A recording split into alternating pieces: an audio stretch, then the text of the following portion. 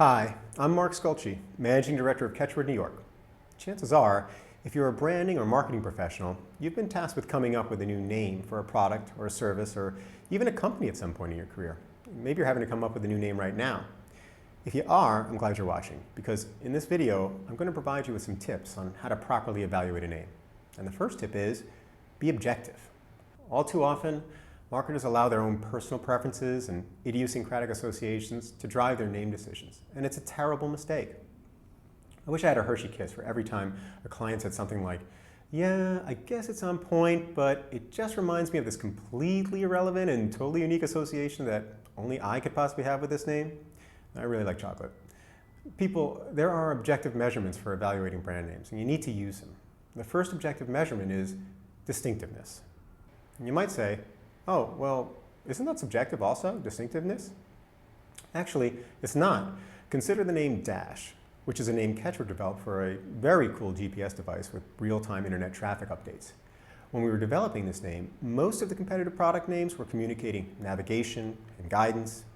So in terms of messaging, Dash immediately stood out in the crowd. It spoke to the idea of getting you to your destination faster. And it didn't hurt that it also subtly alluded to a dashboard product. Objectively speaking, it was immediately and clearly unique.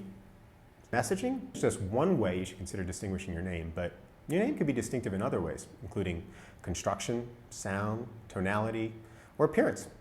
And you should consider all these name characteristics when you're evaluating your names for appropriateness and differentiation. Are the competitive names in your space all highly coined or Latinate words? Maybe you should be giving more weight to the real word names you're considering. Does everybody in your market sound really techy? Perhaps a decidedly more friendly or fun name would serve you well and separate you from the pack. And what about the potential for visual distinction? In this case, it may make sense to get a designer's perspective, and it's something that Catchword always likes to do, but you should be thinking about how the names lend themselves to visual designs. Some words are just inherently more appealing from a design perspective, either because of their unique construction, or because they don't have any high, reaching, or low-hanging letters, or some other visual trait. Naturally, the more ways you can be distinctive, the better. Another measurement you should use to evaluate your names is fit with positioning. As I was saying earlier, you want to avoid allowing subjective associations to influence your decisions. Measuring your names against your positioning forces you to do just that, to overlook your own personal associations and just focus on how closely a name reflects what you want to communicate about the brand. So ask yourself, how well does this name reflect the positioning we established for this product or this company? You may find, even if the name doesn't move you personally, it's a good symbol for the brand, and it's an appropriate name for the product or the company. Certainly Virgin must have rubbed a lot of people the wrong way when it was being considered for the company name.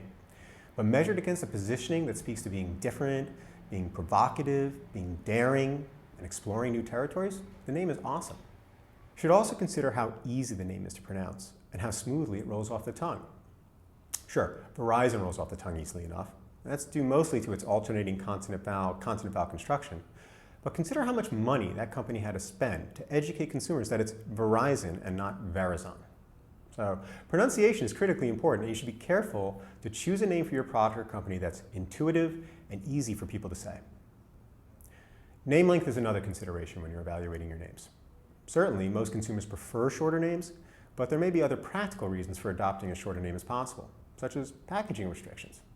So as an example, a few years ago, Catchword worked with a consumer electronics company to name a new MP3 player. And space on the device was, of course, really limited. So 3- and 4-letter names were given priority in our shortlisting. Ultimately, the client adopted Tao as the product name.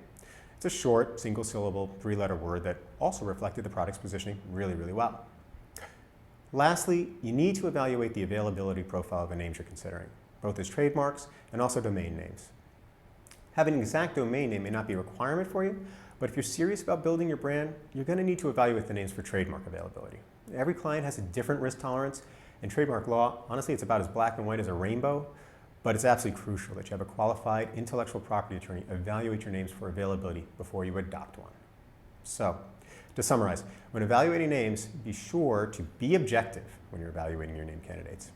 Also, ignore idiosyncratic associations that only you may have, and consider how unique the names are in terms of messaging, construction, sound and tonality, appearance and visual potential, and measure the names against established positionings that you have.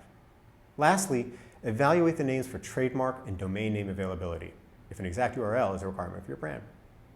I hope this was helpful. Again, I'm Mark Skoultchi with Catchword, and thanks for checking out our video.